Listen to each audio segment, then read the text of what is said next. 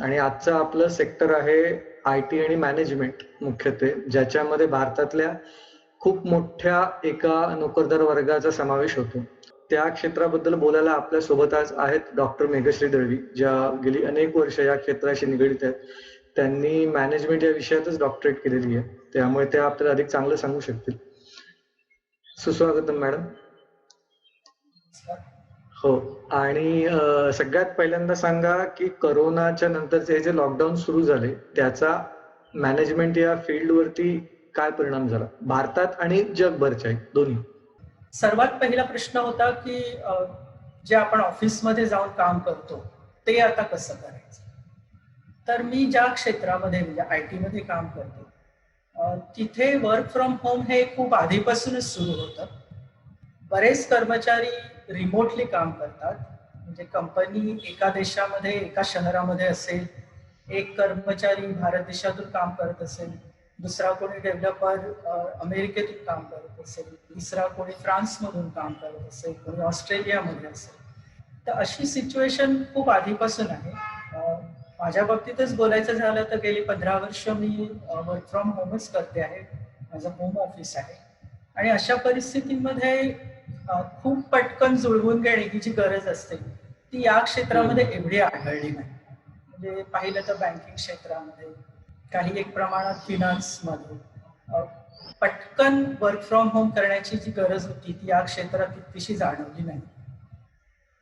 जे administrative activities बघणारी मंडळी असतात त्यांनाही आपल्या कर्मचाऱ्यांना वेगवेगळ्या प्रकारे घरून काम करण्यासाठी सोयी पुरवण्याची सवय आहे.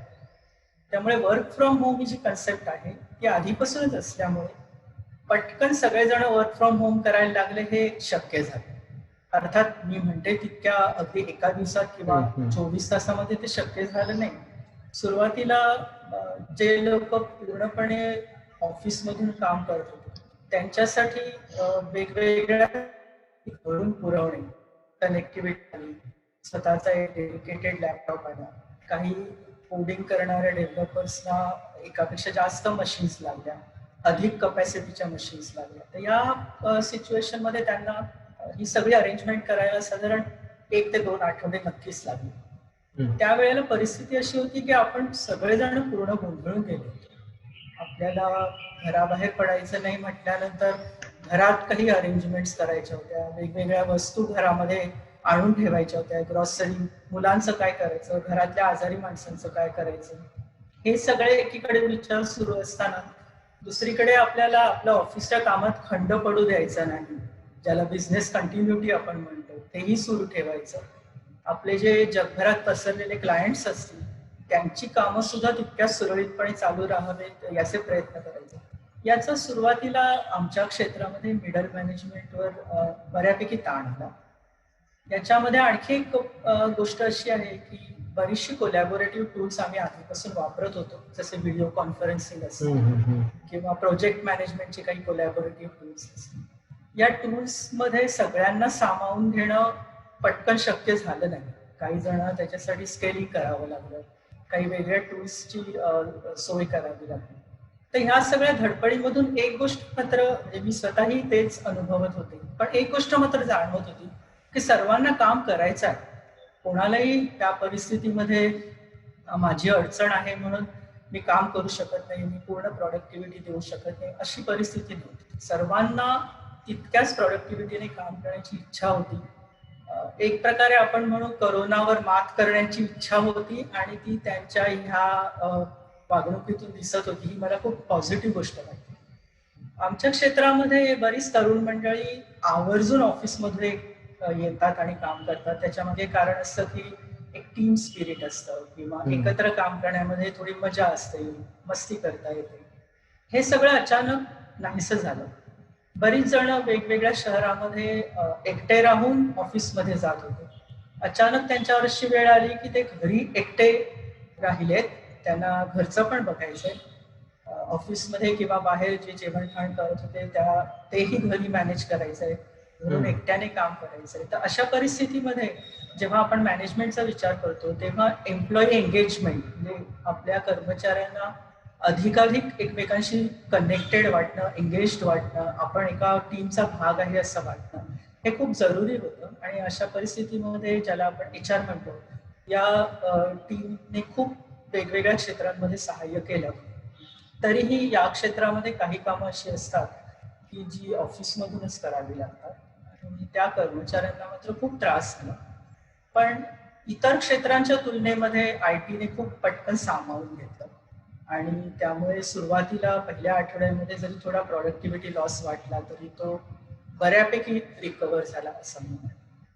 आपण जेव्हा स्ट्रॅटेजिक मॅनेजमेंटच्या दृष्टीने विचार करतो तेव्हा आपण इमिजिएट किंवा शॉर्ट टर्म, मिड टर्म आणि लॉंग टर्म म्हणजे पटकन होणारे बदल त्याच्याशी आपण कसं जुळवून घेतोय, त्याच्या पुढचं जे मिड टर्म म्हणजे येत्या साधारण 6 महिन्याची आपल्याकडे काय व्हिजिबिलिटी आहे, त्यानंतर लॉंग टर्म म्हणजे एकंदरीतच आपल्या इंडस्ट्रीवर आणि जगभराच्या सगळ्या इंडस्ट्रीवर काय परिणाम होतील याचा विचार करतो आपण. तर स्ट्रॅटेजिक मॅनेजमेंटमध्ये जास्त करून लॉंग टर्म व्ह्यू घेतला जातो. जेव्हा लॉकडाऊन सुरू झाला तेव्हा आपली परिस्थिती अशी होती की आज काय उद्या काय खूपच अनसर्टनिटी होती, अनिश्चितता होती, काहीच नक्की माहीत नव्हतं की लॉकडाऊन किती काळ चालेल, पुढे काय होईल. मग अशा परिस्थितीमध्ये मॅनेजमेंटने काही काळ लॉंग टर्म विजन बाजूला ठेवून शॉर्ट टर्म आणि मिड टर्म कडे लक्ष केंद्रित केलं. बऱ्याच मिडल मॅनेजमेंटला आपल्या जॉबची पण भीती वाटत होती, पण तुम्ही पाहिलं असेल त्यावेळेला बातम्यांमध्ये की बऱ्याच मोठ्या कंपन्यांनी आपणहून जाहीर केलं की कोणाचे जॉब्स इतक्या पटकन जाणार नाही आणि बऱ्याच कंपन्यांनी हेही जाहीर केलं लगेचच की फक्त 2-3 महिन्यासाठी नाही तर या वर्ष अखेरीपर्यंत आमचे कर्मचारी घरून काम केलं तरी आम्हाला चालेल. आणि आता फेसबुक, गुगल, अशा मायक्रोसॉफ्ट अशा मोठ्या कंपन्यांनी तर जून 2021 पर्यंत कर्मचाऱ्यांनी घरून काम केलं तरी चालेल अशी एक भूमिका घेतली. आता कर्मचाऱ्यांच्या दृष्टीने म्हटलं तर एका परीने हा फायदा आहे किंवा हा थोडासा एक तोटा पण असतो त्याच्यामध्ये. फायदा अर्थातच सर्वांना माहित आहे की आपला प्रवासाचा वेळ वाचतो, घरी असल्यामुळे बरीच आपल्याला फ्लेक्झिबिलिटी मिळते. काही काम उरलं तर आपण संध्याकाळी किंवा रात्री उशिरा बसून करू शकतो, जगभरातल्या आपल्या टीममेट्सशी कनेक्ट करू शकतो. तर हे फायदे नक्कीच आहेत. विशेषतः मुलांची शाळा बंद झाली आणि ती ऑनलाईन सुरू झाली त्यावेळेला घरच्या मुलांची काळजी घेणे, डे केअर सेंटर्स बंद असल्यामुळे तीही जबाबदारी पार पाडली. घरात कोणी वृद्ध व्यक्ती असतील, आजारी असतील, घरामध्ये मदतनीस येत नसतील तर ह्या सगळ्यामध्ये घरच्या सगळ्या सदस्यांनी मिळून मॅनेज करणं खूप पटकन झालं, खूप चांगल्या प्रकारे झालं. पण तोटा असा की पूर्वी आपण जे काम आणि वैयक्तिक आयुष्य असा एक दोन भाग करून असा कंपार्टमेंटलाइज करण्याचा प्रयत्न करायचो. तर IT क्षेत्रामध्ये पाहिलं तर compartmentalisation of work and life किंवा वर्क लाईफ बॅलन्स असं काही होत नाही. कारण बऱ्याचदा असं होतं की आपले सहकारी किंवा आपले क्लायंट्स हे वेगळ्या देशांमध्ये असतात. त्यामुळे कधी सकाळी लवकर टीम कॉल, कधी रात्री उशिरा टीम कॉल असं असतं. त्यामुळे अदरवाईज पण आधी पण आम्ही फ्लेक्झिबली काम करत होतो. त्यामुळे वर्क फ्रॉम होमचे फायदे असे काही फारसे जाणवले नाही. उलट तोटे असं म्हणायचं की पूर्ण दिवस आपण कामाशी बांधले गेले आणि सर्वांना माहित असतं की तुम्ही घरीच आहात म्हटल्यानंतर थोडीशी आपल्याला आपला जो मी टाइम म्हणतो किंवा स्वतःसाठी खास राखून ठेवलेला वेळ मिळतो तो मिळत नव्हता. त्यातूनच मुलांची ऑनलाईन शाळा, सुरुवातीच्या काळात ग्रॉसरी मिळवण्यासाठी धावपळ, याच्यामध्ये टीम खूपशी विस्कळीत झालेली माझा स्वतःचा अनुभव आहे. प्रॉडक्टिव्हिटी ही कमी झाली, पण सर्वांनी सांभाळून घेतलं. एखादा माणूस म्हणाला की मी सकाळी 10 वाजता ग्रॉसरी आणण्यासाठी निघालो आणि वेगवेगळ्या दुकानातून ग्रॉसरी घेऊन येईपर्यंत 12 वाजले, त्यामुळे मी टीम कॉलला अवेलेबल नव्हतो.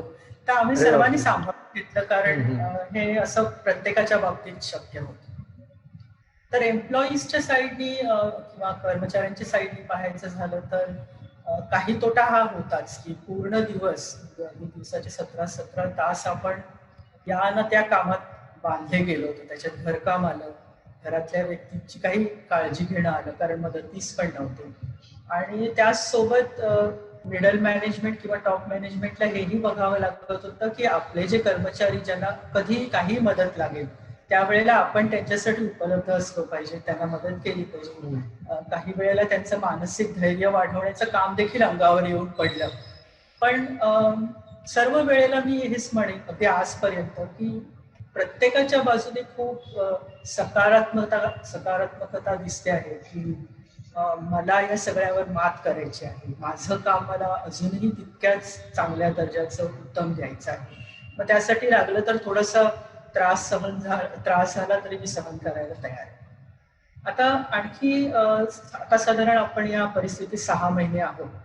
अशा वेळेला माझ्या सहकार्यांबाबत म्हणा, स्वतःबाबत आणि इतरांच्याही बाबत मी एक गोष्ट नक्कीच पाहिली आहे की म्हणजे सर्वजण खूप ताणाने थकून गेलेले आहेत, ज्याला आपण फटीग म्हणतो.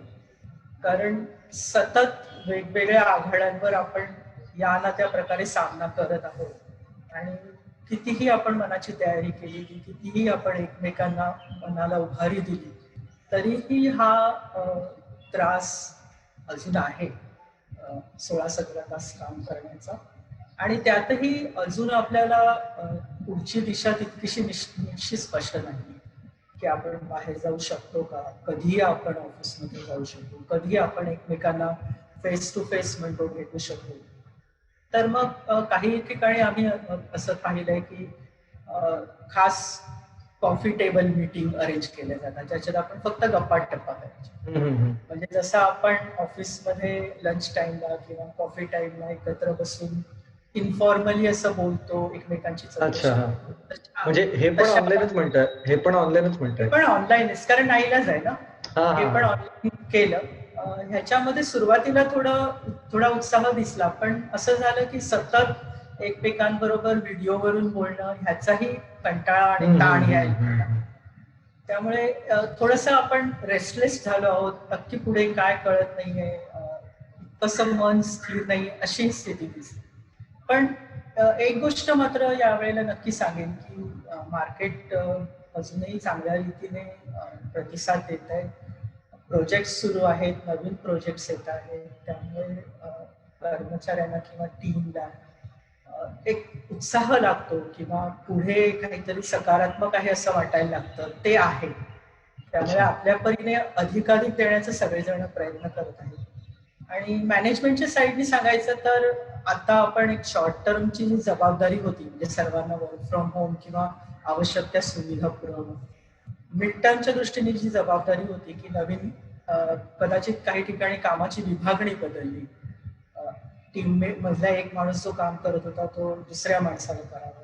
हे जे काही ट्रान्झिशन होतं, काही जण समजा आता बंगलोरमध्ये राहत असतील तर ते तिथून आपला भाड्याचा फ्लॅट सोडून आपल्या आई वडिलांबरोबर राहायला आपल्या मूळ घरी गेले आहेत.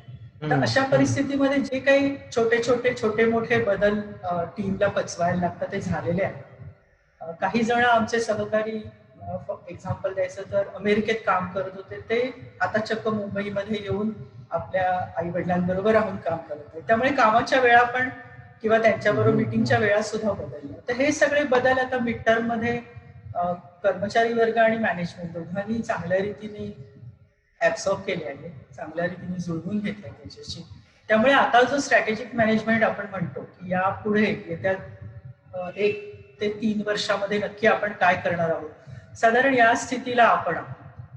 आणि ह्या स्थितीबाबत मी पुढे बोलेनच, पण त्याआधी हे म्हणेन की इकॉनॉमिक्सच्या दृष्टीने पाहिलं तर ज्या वेळेला अशी एक अभूतपूर्व परिस्थिती येते एखाद्या देशात असो वा जगभरात असो, तेव्हा इकॉनॉमिक ऍक्टिव्हिटी ही पटकन खूप खाली जाते. आणि त्यानंतर जी रिकव्हरी असते, ज्या मार्गाने आपण परत येऊ शकतो, त्याच्यामध्ये LUV कर्व असे 3 प्रकार आतापर्यंत मानले जायचे. एल म्हणजे एकदा का इकॉनॉमी खाली गेली की परत वर येणारच नाही. दुर्दैवाने काही देशांमध्ये अशी स्थिती होणार आहे. अच्छा. दुसरा म्हणजे तुम्ही कम्प्लीट इकॉनॉमी बद्दल बोलताय का IT सेक्टर बद्दल बोलताय? सुरुवातीला कॉन्टेक्स्ट देण्यासाठी, संदर्भासाठी म्हणून इन जनरल इकॉनॉमी बद्दल बोलतो. अच्छा. हा.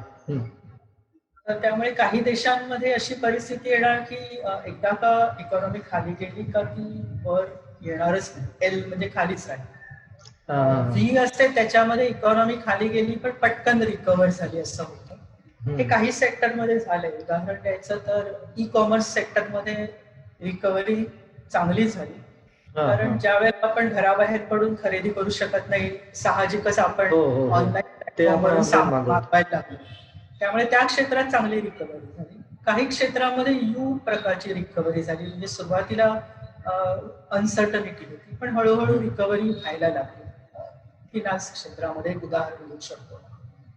तर आता आपण या परिस्थितीमध्ये स्ट्रॅटेजिक मॅनेजमेंटच्या दृष्टीने आपण या क्षणावर उभे आहोत की आपल्याला येत्या 2-1 वर्षाचा आढावा घ्यायचा आहे. तर त्याच्यामध्ये आता काही जण प्रपोज करत आहेत की के आकाराची रिकव्हरी असेल. के म्हणजे काय, तर काही क्षेत्र आहेत ती चांगल्या रीतीने उभारी घेतील, तर काही क्षेत्र आहेत ती आणखी त्यांची स्थिती वाईट होत जाईल. अच्छा. उदाहरण द्यायचं तर काही आय टी नाही पण काही अशा प्रकारचे उद्योग असतात की ज्याच्यामध्ये प्रत्यक्ष ग्राहकाशी संपर्क येतो. उदाहरण द्यायचं तर हेअर कटिंगचा व्यवसाय असतो. अशा वेळेला जर ग्राहकांना काही दुसरा पर्याय मिळाला, म्हणजे घरीच हेअर कट करण्याचा पर्याय मिळाला, तर हे क्षेत्र पुन्हा रिकव्हर होणं कठीण आहे. काही एक प्रमाणात मनोरंजन क्षेत्राची पण थोडीशी अशीच आहे, कारण मनोरंजन नाही म्हटलं तरी आवश्यक किंवा अत्यावश्यक गोष्टींमध्ये येत नाही. हा. मनोरंजन क्षेत्र या अर्थाने की नाटक, सिनेमा, मॉलमध्ये जाणं, पर्यटन, या ठिकाणी असं असतं की आपल्या आवश्यक अत्यावश्यक गरजा पूर्ण झाल्यानंतर आपण या गोष्टींचा विचार करतो. त्यामुळे या क्षेत्राला साहजिकच कमी प्राधान्य असतं, प्रायोरिटी कमी असते आणि आपल्याला इतर पर्यायही आता उपलब्ध आहेत घरी स्ट्रीमिंग प्लॅटफॉर्मवर पाहण्यासाठी. त्यामुळे या क्षेत्रामध्ये रिकव्हरी झाली तर खूप स्लो होईल. पण आय टी कडे परत यायचं तर जो आपण के कर्व म्हटला मगाशी, त्याच्यामध्ये काही क्षेत्र वेगाने रिकव्हर होताना किंवा वाढ होताना दिसेल, तर आय टी हे क्षेत्र आहे असं मी म्हणेन. याची 2 कारण आहेत की एक प्रकारे नाईलाजाने म्हणू शकतो आपण की बऱ्याच जणांना डिजिटल प्लॅटफॉर्म्स कडे जावं लागतं. त्याच्यामध्ये सिनेमाचं प्रदर्शन म्हणा किंवा ऑनलाईन शॉपिंग म्हणा किंवा इतरही काही गोष्टी आहेत. उदाहरणार्थ हेल्थ केअर, बरेच डॉक्टर आता रिमोटली व्हिडिओवरून कन्सल्टेशन. तर अशी क्षेत्र काही आहेत की ज्यांना खूप वेगाने आणि घाईघाईने डिजिटल प्लॅटफॉर्मकडे जावं लागतं.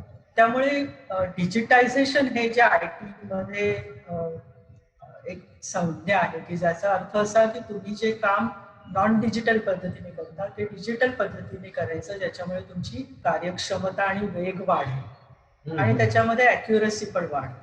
तर हे जे डिजिटायझेशन किंवा डिजिटल प्लॅटफॉर्मवर जाणे, आर्थिक व्यवहार देखील डिजिटल प्लॅटफॉर्मवरून करणे हे व्हायला लागले आणि त्याचा चांगला परिणाम म्हणून आय टी क्षेत्रामध्ये उभारी आहे. कारण बरेच व्यवसाय जे आधी डिजिटायझेशन कडे फारसं पाहत नव्हते त्यांनी आवर्जून डिजिटायझेशन कडे लक्ष द्यायला सुरुवात केली. तर आय टी क्षेत्राच्या बाबतीत विशेषतः म्हणायचं झालं तर आता आउटलुक चांगला आहे. येते 2 वर्ष जर कर्मचारी वर्ग घरून काम करणार असेल तर मॅनेजमेंट किंवा कंपनीच्या दृष्टीने खर्चही थोडा कमी होत आहे. एम्प्लॉई फ्लेक्झिबिलिटी ऑफर करताना एकंदरीतच बिझनेस फ्लेक्झिबिलिटी पण आली आहे. त्यामुळे एकंदरीत जर आपण प्लस मायनस दोघांचाही विचार करून म्हटलं तर हा एक चांगल्या प्रकारचा परिणाम झाला आय टी क्षेत्रात असं. तर आता तुम्ही जो मुद्दा म्हटलेला की कंपनीचा खर्च कमी झाला, तर ह्याच्यातच म्हणजे जनरली जेव्हा वर्क फ्रॉम होम बद्दलची चर्चा होते तेव्हा सगळेजण हा मुद्दा फार सांगतात की कंपनीची तेवढी जागेचा रेंट कमी होईल आणि सगळ्या इलेक्ट्रिसिटी तेवढी लागणार नाही, तेवढ्या इक्विपमेंट्स त्यांना सेटअप करायला नको आणि ऍट द सेम टाइम जो काम करणारा मनुष्य त्याच्या दृष्टीने ट्रॅव्हलिंगचा वेळ वाचला, दगदग वाचली, अशाही अर्थाने हे खूप पॉझिटिव्हली चर्चा होते याच्याबद्दल. पण याबद्दल आपण गेल्या वेळी बोललेलो तेव्हा तुम्ही एक वेगळा अँगल सांगितलेला त्या प्रवासाबद्दलचा आणि वर्क एन्व्हायरमेंट बद्दलचा, त्याच्याबद्दल पण सांगा, तो खूप महत्वाचा. जरूर सांगते. सुरुवातीला जेव्हा वर्क फ्रॉम होम मिळालं कर्मचाऱ्यांना, त्यावेळेला जे आधी वर्क फ्रॉम होम करत नव्हते त्यांच्या एकदम लक्षात आलं की दिवसातला प्रवासाचा जो त्रास किंवा वेळ सगळं वाचता तो एक प्रकारे चांगलीच गोष्ट आहे. कारण नाही म्हटलं तरी तो प्रवास कंटाळवाणा होता. आपल्याला बाहेर जाऊन धूळ, प्रदूषण, पाऊस सगळ्याचा सामना करायला लागत होता आणि एकंदरीतच दिवसाचे 2 तास असे कंटाळवाण्या प्रवासात काढण्यापेक्षा, आणि मुंबईसारख्या शहरात तर कधी कधी 4 तास देखील होतात, त्याच्यामध्ये अनंत अडचणी येतात. तर हे सगळं टळलं म्हणून एक प्रकारे निश्वास सोडला त्यांनी. पण हळूहळू जेव्हा आपण मिड टर्म कडे आलो, म्हणजे साधारण 2-3 महिन्यानंतर, तेव्हा एक महत्वाचा मुद्दा पुढे आला की ज्या वेळेला आपण घरची कामं आटोपून ऑफिसला जायला निघतो तेव्हा 2-3 गोष्टी आपोआप आपल्या नकळत होत असतात. एक म्हणजे आपल्या मनाची तयारी जी असते किंवा माइंडची फ्रेम असतं, माइंड फ्रेम असते, मनाची माइंडसेट असतो, तो आपण आपोआप घरचं किंवा वैयक्तिक सगळं बंद करतो आणि पूर्णपणे प्रोफेशनल मोड मध्ये जातो. आणि प्रवासाचा वेळ आहे हे ह्या ट्रान्झिशन साठी खूप फायदेशीर आहे. म्हणजे मनातले सगळे वैयक्तिक गोष्टीचे किंवा कामांचे गोष्टी हळूहळू आपण मागे टाकतो आणि हळूहळू आपलं मन ऑफिसमध्ये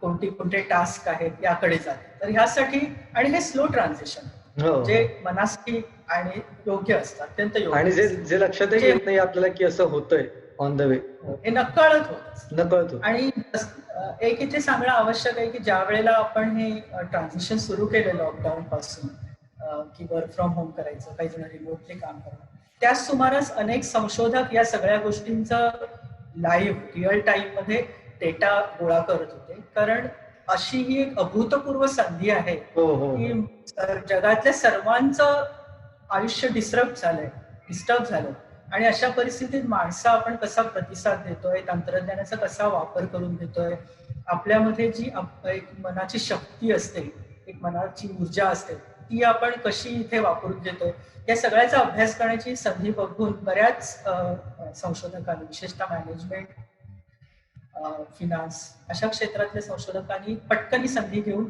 माहिती गोळा करायला सुरुवात केली. आणि साधारण 2-3 महिन्यानंतर त्यांचे काही अर्ली रिझल्ट किंवा सुरुवातीचे निष्कर्ष बाहेर आले. त्याच्यात त्यांनी हा एक मुद्दा घेतला होता आणि मलाही तो खूप आवडला, म्हणून मी तुमच्याशी बोलताना ते बोलले होते की ज्या वेळेला आपण हा प्रवास करत असतो, तो प्रवासाच्या काळात आपण फक्त एकटे असतो, तो आपला मी टाइम असतो, स्वतःसाठी म्हणून राखून ठेवलेला वेळ असतो. आता काही जण त्यावेळेला संगीत ऐकतात, काही जण काही पॉडकास्ट ऐकतात, कारण त्या पॉडकास्ट मधून तुम्हाला काही लेजर रिडिंग पण असेल किंवा कधी कधी काही महत्वाचं शिक्षण सुद्धा घेता येत असेल, महत्वाची माहिती मिळत असेल, कधी कधी पूर्ण फक्त एन्जॉयमेंटसाठी संगीत किंवा पॉडकास्ट ऐकत असाल. दिवसभराच्या कामामध्ये आपल्याला वाचनासाठी वेळ मिळत नाही, तर काही जण त्या वेळात ऑडिओ बुक्स ऐकतात. काही जणांचे प्रवासातले ग्रुप्स असतात, कोणी कार पुलिंग करतो, कोणी ट्रेन मधून प्रवास करताना आपोआप काही जणांशी मैत्री होते. कधी कधी आयटी कंपन्यांच्या बाबतीत सांगायचं तर त्यांची स्वतःची बस असेल तर बस मधले आपले काही मित्रमैत्रिणी असतात, तर आपण अशा वेळेला त्यांच्याशी भेटतो, बोलतो, एका वेगळ्या जगामध्ये जातो. म्हणजे घर, ऑफिस, मी याच्यामध्ये एक वेगळं तिसरं जग तयार होतं. एक तिसरं जग आपण निर्माण करतो, जिथे आपण एक वेगळी व्यक्ती असतो, आपण एका वेगळ्या ग्रुपचे सदस्य असतो. आणि खरं सांगायचं तर मानसिक शांती किंवा या दृष्टीने ही खरंच खूप अत्यावश्यक गोष्ट असते. कारण आपल्या मनाला एक, आणि अनेकदा असं होतं की ह्या इन्फॉर्मल डिस्कशन्स मधून आपल्याला एक वेगळी दिशा देखील मिळते. आता उदाहरण द्यायचं तर घरामध्ये आपण ठराविक सदस्यांबरोबर बोलत असतो, ऑफिसमध्ये पण आपण एक टिपिकल IT बाबत बोलत असतो, पण प्रवासामध्ये समजा मला एखादी शेफ भेटली किंवा प्रवासामध्ये मला एखादी केकवर डिझाईन करून देणारी व्यक्ती भेटली, तर त्यांच्याकडून त्यांच्या व्यवसायाबद्दल कळतं, काहीतरी नवीन त्यांच्या क्षेत्रात काय सुरू आहे ते कळतं. एका प्रकारे आपलं क्षितिज विस्तरत जातं. नाही तर कधी कधी काय होतं की आपण फक्त त्या ठराविक साच्यामध्येच फिरत राहतो आणि त्या पलीकडे आपण पाहू शकत नाही, विचार करू शकत नाही. पण ही एक संधी असते जिथे आपण उरलेल्या जगाशी या ना त्या प्रकारे कनेक्ट होऊ शकतो. तर ही संधी जेव्हा गेली, बऱ्याच जणांना हा स्ट्रेस जाणवला की इथे तर आपण किचन मध्ये काम करत असू आणि अचानक आपल्याला एखाद्या सहकार्याचा काही एखाद्या माहितीबद्दल कॉल येतो आणि आपल्याला पटकन एक क्विक स्विचिंग करावं लागतं. किंवा समजा आपण आपल्या लहान मुलाला घेऊन ऑनलाईन शाळेत बसलो आहोत, त्याच्याबरोबर आपण कॅमेरा समोर किंवा मोबाईल समोर बसलो आहोत आणि त्याच वेळेला कोणीतरी एखाद्या सहकार्याचा कॉल येतो. तर अशा वेळेला जे क्विक स्विचिंग आपण म्हणतो की पटकन आपल्या मनाचा परिस्थिती बदलते आणि आपण प्रोफेशनल मोड मध्ये जावं लागतं. हे क्विक स्विचिंग सगळ्यांना शक्य होईल असं नाही आणि तसं ते अपेक्षितही नसतं, म्हणून तर आपण घर आणि ऑफिस वेगळं ठेवतो. पण हे सगळं एकत्रितपणे आल्यामुळे थोडीशी वर्क फ्रॉम होमची ही एक निगेटिव्ह बाजू देखील आहे असं म्हणता येईल. मगाशी आपण जेव्हा सामाजिक परिणामांबद्दल बोललो की सगळेजण आता घरी बसून आहेत आणि एका अर्थाने इतर सगळे जे आपले सोशल कनेक्शन्स होते त्याच्यापासून एक तुटले पण आहे. म्हणजे कितीही आपण सोशल मीडियातून कनेक्टेड असलो तरी प्रत्यक्षात जोपर्यंत एक माणूस दुसऱ्या माणसाला समोरासमोर भेटत नाही तोपर्यंत काहीतरी एक जग घडत नाही तिथे. तर समजा हे आता लॉंग टर्म साठी राहिलं, म्हणजे लॉंग टर्म म्हणजे फार लांबचं नको बोलायला, पण किमान अजून एक वर्षभर तरी राहिलं, कारण लस येऊन ती सगळ्या प्रत्येकापर्यंत पोहोचेपर्यंत नक्कीच एक वर्ष तरी कमीत कमी जाईल असं आपण गृहीत धरू. तर याचे तुम्हाला समाजावरती म्हणून आणि तुमच्या इंडस्ट्रीतल्या लोकांच्या मानसिक आरोग्यावरती किंवा त्यांच्या एका सामाजिक भानावरती काय परिणाम दिसतात? टीम मध्ये खरं सांगायचं तर फारसे मोठे परिणाम जाणवणार नाही. याचं कारण बरीच जण आधीपासून आउटसोर्सिंगमुळे म्हणा किंवा काही जॉब बंगलोर, मुंबई, पुणे अशा शहरात असल्यामुळे ते त्या ठिकाणहून काम करून परदेशी क्लायंटसाठी काम करत असत. तेव्हा त्यांना फारसा फरक जाणवला नाही. फरक फक्त एवढाच आहे की सगळ्यांना कंपल्सरी घरून काम करायला लागतंय. पूर्वी हे ऑप्शनल होतं. माझ्या अनेक टीम्स मधले काही जण आधीपासून रिमोटली काम करत होते, पण त्यावेळेला ते कंपल्सरी नव्हतं. Work from home optional. काही जण 2 दिवस घरून काम करायचे, 3 दिवस ऑफिस मधून काम करायचे. काही जण 15 दिवस घरून काम करायचे, मग प्रवास करून 1 आठवडा ऑफिसमध्ये जायचं आणि मग तिथे काम करायचं. असंही काही जण काम करतात, अजूनही करतात आणि याआधीही करत होते. पण आता सगळेच जण पूर्णपणे घरून काम करायचं म्हटलं तर विशेषतः जी तरुण पिढी आहे त्यांना जी मौज मजा किंवा आपल्या वयोगटाशी इंटरॅक्शन करण्याची संधी आवश्यक असते, ही मजा म्हणून पण आवश्यक असते आणि ज्याला आपण लर्निंग फ्रॉम पियर्स म्हणतो, म्हणजे आपल्या सहकार्यांकडनं शिकणं आणि आपल्या वरिष्ठांचं निरीक्षण करून शिकणं. विशेषतः ज्या मॅनेजमेंट गोष्टी आपले वरिष्ठ असतात ते एखाद्या प्रसंगामध्ये कसे वागतात, एखाद्या कर्मचाऱ्याशी मीटिंग मध्ये कसे वागतात, निर्णय घेताना कसा विचार करतात, आपला निर्णय सर्वांपर्यंत कसं पोहोचवतात, ह्या गोष्टी आहेत, ह्या निरीक्षणाने शिकता येतात. आणि त्यासाठी जे समोरासमोर दिसणं आणि यासोबत देहबोली सुद्धा आवश्यक असते, जी आपल्याला तितकीशी व्हिडिओ कॉल्स मधून नाही पोहोचवता येत दुसऱ्यापर्यंत. कधी आपण चांगली बातमी देणार असतो आपल्या टीमला, कधी वाईट बातमी देणार असतो. तर त्यासाठी आपण एक टीम मॅनेजर म्हणून किंवा आपल्या व्यवसाय आणि पोझिशननुसार जी काही आपण तयारी करतो आणि ज्या तयारीने आपण टीमला सामोरं जातो, इथे कुठेतरी रिमोट वर्किंग मध्ये अडथळा येतो. त्यामुळे दोन्ही दृष्टीने मला असं वाटतं की तरुण वर्गासाठी पूर्ण काळ घरून काम करणं तितकंसं चांगलं होणार नाही.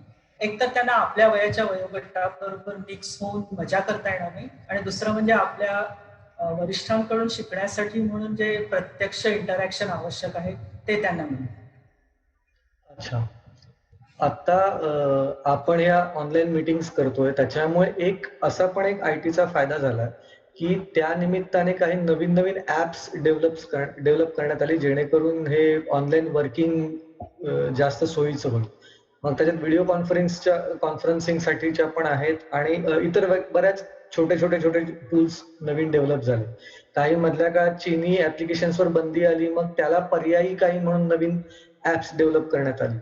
तर तुम्हाला आता असे काही दिसत आहेत का की या सगळ्या सोशल डिस्टन्सिंगमुळे एक नवीन दालन उघडं झालंय ज्याच्यात काही प्रयत्न चालू आहेत की असे वेगळे काहीतरी ऍप्स करण्याचे? याबाबत मी हेल्थ केअरचं उदाहरण घेईन. हेल्थ केअर म्हटल्यानंतर पूर्वी आपल्या पटकन लक्षात यायचं की आपण क्लिनिक मध्ये जाणार, डॉक्टरांशी बोलणार, तिथे काही त्यांचे मदतनीस असतील, नर्स किंवा इतर कोणी सहकारी असतील, ते आपल्याला काही गोष्टी समजावून सांगणार, आपल्याला मदत करणार. हे आता शक्य नसल्यामुळे हेल्थ केअर इंडस्ट्री फार वेगाने डिजिटायझेशन कडे जाते. त्याच्यामध्ये 2-3 चांगल्या कन्सेप्ट पुढे येत आहेत आणि मी असं म्हणेन की आधीपासून पण ही ऍप्स होती, पण ती फार कमी लोक वापरत. एक म्हणजे आपल्याला समजा डॉक्टर बरोबर कन्सल्ट करायचं, तर आपण आता आपल्याकडे आपण स्वतः म्हणजे कोणी पेशंट्स डिजिटल थर्मोमीटर अशा गोष्टी स्वतः खरेदी करून स्वतःच्या घरी ठेवू शकतात, स्वतःची मेजरमेंट घेऊन व्हिडिओ स्क्रीनवर असे दाखवू शकतात आणि ते पाहून आणि रोग्याशी बोलून डॉक्टर अगदी सहज रिमोटली कन्सल्टेशन देऊ शकतात. त्यामुळे मला असं वाटतं की ह्यातून 2 गोष्टी अर्थात होतात की रुग्ण जे असतात ते त्यांना त्या परिस्थितीमध्ये प्रवास करण्याची गरज पडत नाही, ते कठीण असतं आणि त्यामुळे सर्वात जास्त फायदा होईल तो खेडोपाडी फायदा होईल. हल्ली सगळ्यांकडे स्मार्टफोन असतात, स्वतःकडे नसेल तर आजूबाजूच्या कोणाच्यात तरी 1-2 स्मार्टफोन असतात.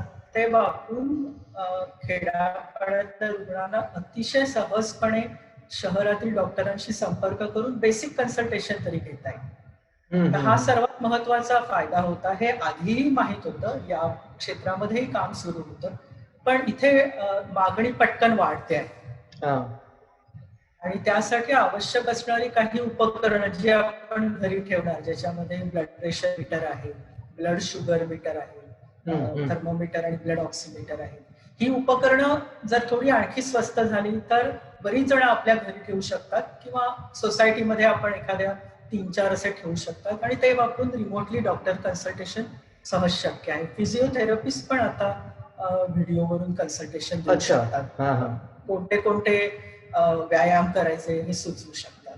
तर हे एक क्षेत्र इथे आहे की इथे 2 दृष्टीने फायदा होईल. जसं आधी म्हटलं तसं दूरदूरच्या अंतरावरच्या रुग्णांना, खेडोपाड्यातल्या रुग्णांना पटकन डॉक्टरांशी संपर्क करता येईल, योग्य डॉक्टरांशी संपर्क करता येईल. दुसरा फायदा याच्यात असा होणार आहे की डॉक्टरांना एखाद्या विशिष्ट क्लिनिकमध्ये बसून क्लिनिकमध्ये येणाऱ्या दिवसाला 10-15 रुग्णांना कन्सल्टेशन पुरवण्याऐवजी पटापट ते दिवसभरामध्ये 100 रुग्णांपर्यंत पण जाऊ शकतो. त्यामुळे ही जी पूर्वी गॅप होती, विशेषतः विकसनशील देशांमध्ये जी गॅप दिसायची की हजारो लोकांच्या मागे एक डॉक्टर, ही परिस्थिती आपण एका वेगळ्या प्रकारे हाताळून जास्त लोकांपर्यंत हेल्थ केअर सुविधा घेऊन जाऊ शकतो.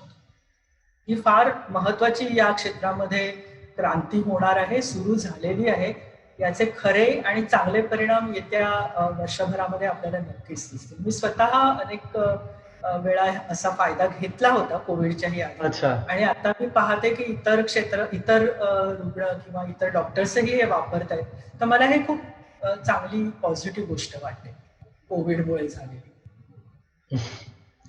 ओके. आणि तुम्ही म्हणालात त्याप्रमाणे अर्थात डिजिटायझेशनमुळे अधिकाधिक ऍप्स किंवा जास्त स्मार्टफोन्स मध्ये ती ऍप्स इन्स्टॉल्ड असणे, स्वस्तामध्ये अशी उपकरणं मिळणे, काही उपकरणांचं डिजिटाइज्ड रूप अवेलेबल असणे, थर्मोमीटर सारख्या, या सगळ्या गोष्टी आता वेगाने व्हायला लागल्या आहेत आणि अर्थातच त्यांचा वेग आपल्याला त्याचा फायदा दिसतोही आहे की अधिक लोकांपर्यंत ही सोय जाऊ शकते.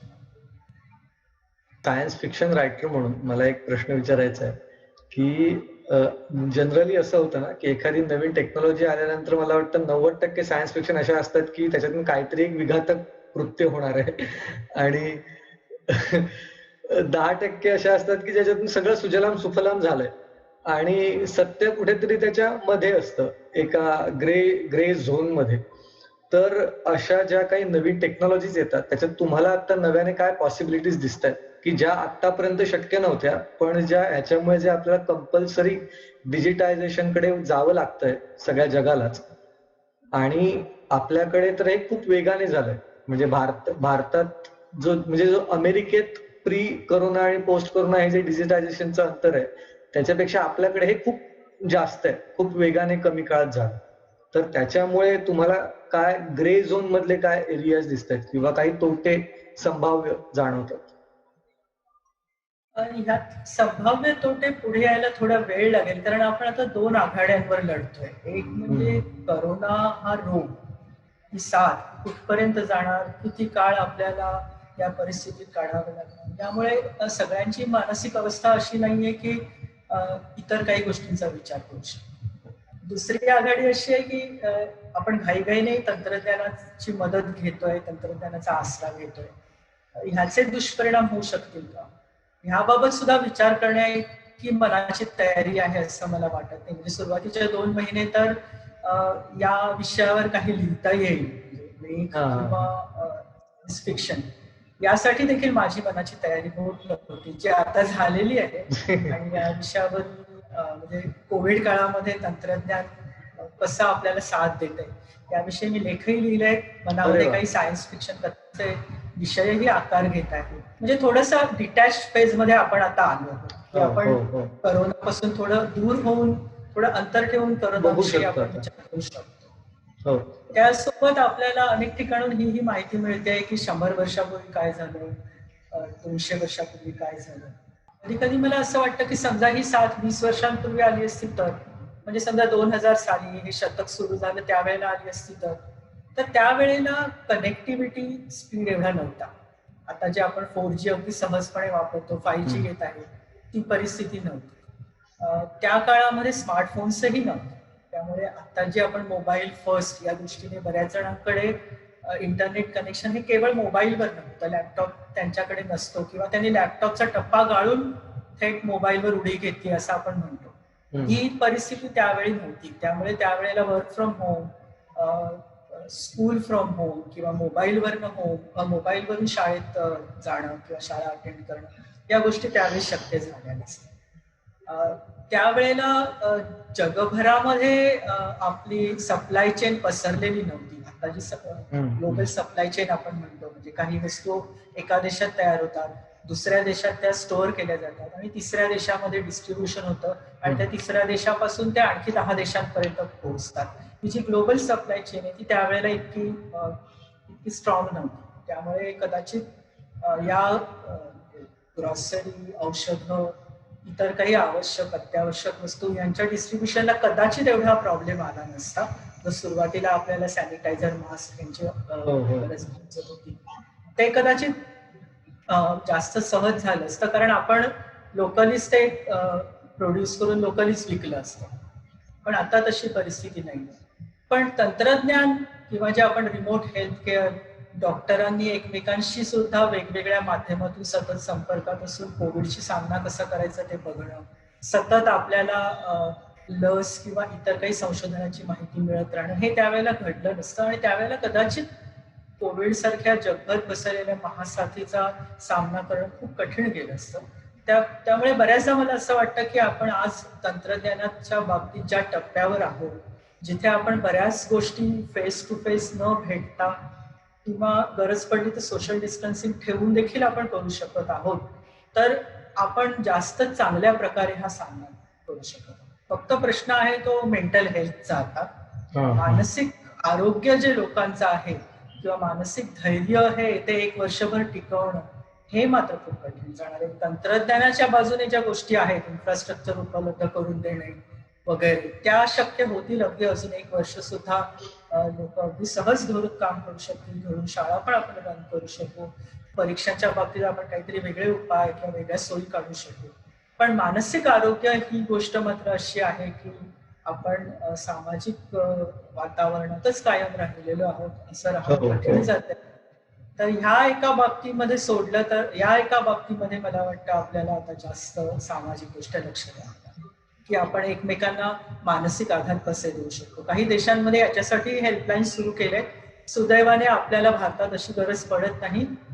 आजूबाजूला आपण अनेक लोकांशी या ना त्या प्रकारे संपर्कात राहून, जरी रिमोटली असलं तरी आपण आपली मनस्थिती ठीक ठेवू शकतो. पण काही पाश्चात्य देशांमध्ये ही गरज आता खूप भासायला लागते, कारण एकटे राहणारी मंडळी अनेक अर्थाने आता एकटी पडताना दिसते. हा एकच मुद्दा आता माझ्या दृष्टीने खूप कळीचा मुद्दा आहे की सर्वांचं मानसिक आरोग्य चांगलं राखणं. आपण स्वतःचं, आपल्या जवळच्या व्यक्तींचं, त्या पलीकडे आपल्या ज्या परिसरात आपण राहतो तिथल्या व्यक्तींचं मानसिक आरोग्य चांगलं राखण्यासाठी आणि यांना त्या प्रकारे आपण काय मदत करू शकतो, यासाठी काही खास सोशल ऍप्स जर निघत असतील, बनवू शकलो कोणी, तर खरोखरच ते फायदेशीर. So thank you madam. तुम्ही आज खूप वेगळ्या विषयावर खूप चांगलं बोलता आलं, चांगली इंटरॅक्शन झाली. हो हो, थँक्यू मॅडम, तुम्ही एवढा मुद्दाम वेळ दिलात. आपला दरवेळेचा आहे, आपला प्लॅन नेहमी सगळ्यात पहिला ठरतो आणि प्रत्यक्ष इंटरव्ह्यू सगळ्यात शेवटी होतो.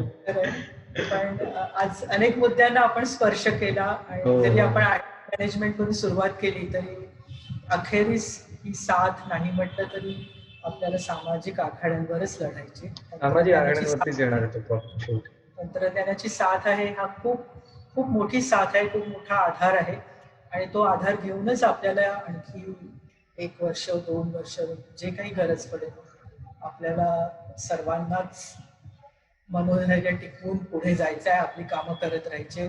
आपण ज्या ज्या क्षेत्रामध्ये काम करतो त्या त्या क्षेत्रामध्ये रिकव्हरीसाठी आपल्या बाजूने जे जे योगदान देतं ते द्यायचं आहे. ओके, धन्यवाद प्रसन्न.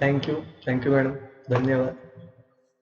प्रत्येक रोगाचा एक R0 नावाचा फॅक्टर असतो, म्हणजे एकापासून किती लोकांना त्याचा संसर्ग होऊ शकेल असा. फ्लूचा हा खूप कमी असतो, पण या COVID-19चा मात्र हा 1 पेक्षा जास्त आहे. 1.2 1.4 असा असावा असं वाटतं आहे. तर म्हणजे एकापासून एकापेक्षा जास्त लोकांना संसर्ग होऊ शकतो. आणि मग तो कोणत्या परिस्थितीत होतो त्यावरही अवलंबून असणार. किंवा COVID-19चे बरेचसे सुपर स्प्रेडर्स आहेत.